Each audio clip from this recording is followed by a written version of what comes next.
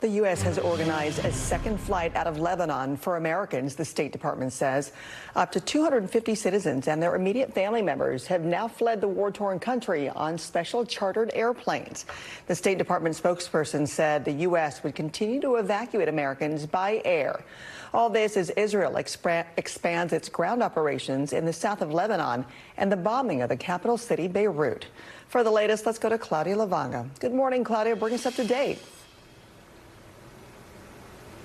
Good morning, Francis. Well, the authorities in Lebanon said that at least 37 people were killed and at least 151 more were injured on Thursday in this new wave of airstrikes carried out by Israel in the south of Lebanon and also in some of the suburbs of the capital, Beirut. Well, now this brings the overall death toll since the start of the war or the conflict to almost 2,000 all across the country. Well, now the IDF on Thursday evening also sent out yet another evacuation warning to residents of several suburbs of the capital, Beirut, in anticipation of more overnight bombings. We've also seen some impressive video shared by Reuters of explosions near the airport of Beirut, while just at the same time as a Middle East Airlines flight was landing. Now let's move down to the south, to the front line of the war at the border between Lebanon and Israel, where the fierce fighting continues. But for the first time, 2 soldiers from the regular Lebanese army, which is stayed out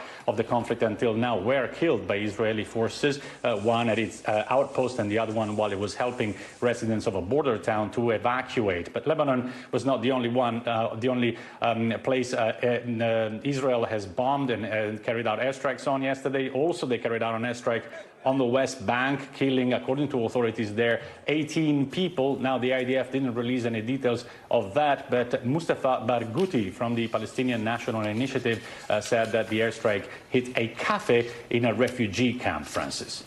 Thanks for watching. Stay updated about breaking news and top stories on the NBC News app or follow us on social media.